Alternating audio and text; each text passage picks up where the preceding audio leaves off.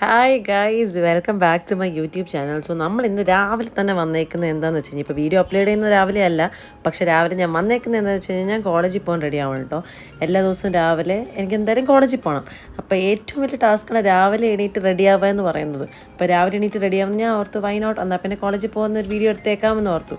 അങ്ങനെ ആദ്യം ഞാൻ മോയ്സ്ചറൈസറൊക്കെ എടുത്ത് തേച്ചു. മോയ്സ്ചറൈസറൊക്കെ കാരി പറ്റി വരണ്ടു.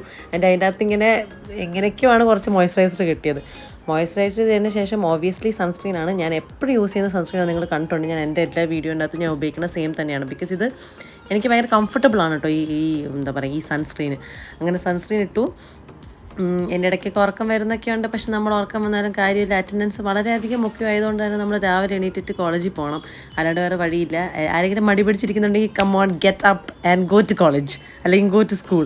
അപ്പോൾ അതിന് ശേഷം ഞാൻ കൺസീലർ ഉപയോഗിച്ചു. പിന്നെന്താണ്, കൺസീലർ ഉണ്ടാവും ലൈക്ക് ആ കൂടെ ഡാർക്ക് സർക്കിൾസിൻ്റെ അവിടെയും, പിന്നെ എൻ്റെ സൈഡിൽ കുറച്ച് ഡോട്ട്സ് ഉണ്ട് ഇങ്ങനെ മറുക് പോലെ, അവിടെയാണ് ഞാൻ കൺസീലർ ഇടാറുള്ളത്, അല്ലാണ്ട് ഒത്തിരി ഒന്നും ഇടാറില്ല. പിന്നെ ആണെങ്കിൽ കൺസിഡർ ചെയ്തതിന് ശേഷം തന്നെ എനിക്ക് തോന്നി ആ ഷെയ്ഡ് എൻ്റെ ഇച്ചിരി ഒരു ഡാർക്കറായി തോന്നുന്നുണ്ട്. പക്ഷെ എന്നാലും രണ്ടും കൂടി ഇടുമ്പം ലൈക്ക് നമ്മുടെ ഫൗണ്ടേഷനും കൺസീലറും കൂടി ഇടുന്ന സമയത്ത് സെറ്റായിട്ട് വരുന്നുണ്ട്. പക്ഷേ എന്നാൽ ആ ഷെയ്ഡ് ഇച്ചിരി മാറ്റാണ്ട് കേട്ടോ. അങ്ങനെ നമ്മൾ ഫൗണ്ടേഷൻ എടുത്തിട്ടു.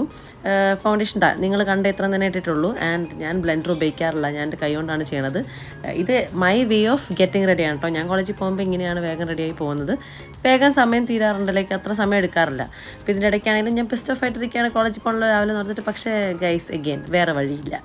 അങ്ങനെ അത് കഴിഞ്ഞു ഞാൻ ചുമ്മാ ഓർത്ത് എന്നാൽ പിന്നെ ലിപ്പ് ഓയിൽ തേച്ചേക്കാമെന്ന് ഓർത്തു. ലിപ് ബാം തേച്ച് അതിൻ്റെ മണ്ടയിൽ കൂടെ അതിൻ്റെ മുകളിൽ കൂടെ നമ്മൾ ലിപ്സ്റ്റിക്ക് തേച്ച് കഴിഞ്ഞ് കഴിഞ്ഞാൽ കുറച്ചുകൂടി രസമായിരിക്കും, കുറച്ചുകൂടി ഗ്ലോസി ആയിട്ട് നിൽക്കും. അതുകൊണ്ടാണ് ഞാനത് ലിപ്പ് ഓയിൽ തേച്ചത്. പിന്നെ അതിന് ശേഷം മസ്കാര എടുത്ത് ഉപയോഗിച്ചു. മസ്കാര എനിക്ക് എപ്പോഴും ഉള്ളതാണ്, താഴെ ഞാൻ മസ്കാര ചെയ്യണ സമയത്ത് താഴെ കണ്ണിൻ്റെ താഴെയാവും. പിന്നെ അത് മൊത്തം ഞാനെടുത്ത് പരട്ടി പിന്നെ വെള്ളം എടുത്ത് തേച്ച് ഫുൾ വേറെ ഒരു ജമ്മണ്ടൻ ടാസ്ക്കാണ്. പക്ഷേ ഇന്ന് അത്രയും ടാസ്ക് ഇവർ എനിക്ക് തന്നില്ല എൻ്റെ കണ്ണ്, സോ കുഴപ്പമില്ല. അങ്ങനെ അതിന് ശേഷം എൻ്റെ മൈഗ്ലാമിൻ്റെ ലിപ്സ്റ്റിക്കാണ് എടുത്ത് ഉപയോഗിച്ചത്. എനിക്ക് ഈ ലിപ്സ്റ്റിക് ഷെയ്ഡ് ഭയങ്കര ഇഷ്ടമാണ്, എനിക്ക് നന്നായി ചേരുന്ന പോലെ തോന്നാറുണ്ട്. ഈ ലിപ്സ്റ്റിക് ഷെയ്ഡാണ് ഞാൻ ഉപയോഗിച്ചത്, ലിപ്സ്റ്റിക് എന്നൊക്കെ.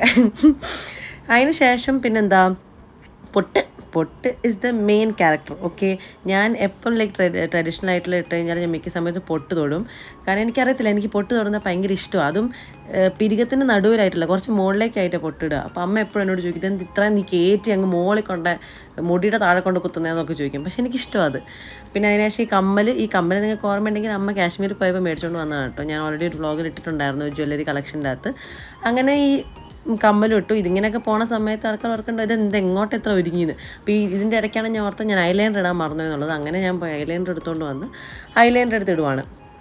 ചിലവരൊക്കെ പറയും ഐലൈനർ ഇടാൻ ഭയങ്കര ബുദ്ധിമുട്ടാണെന്ന്. ബിക്കോസ് എനിക്ക് ഫീൽ ലൈക്ക് എനിക്ക് കുറച്ചുകൂടി എളുപ്പത്തിൽ വേഗം ഐലൈനർ തീരാറുണ്ട്. പിന്നെ ഞാൻ അങ്ങനെ ഒത്തിരി ഡിസൈൻസ് ഒന്നും കാണിക്കാറില്ല കണ്ണിൽ.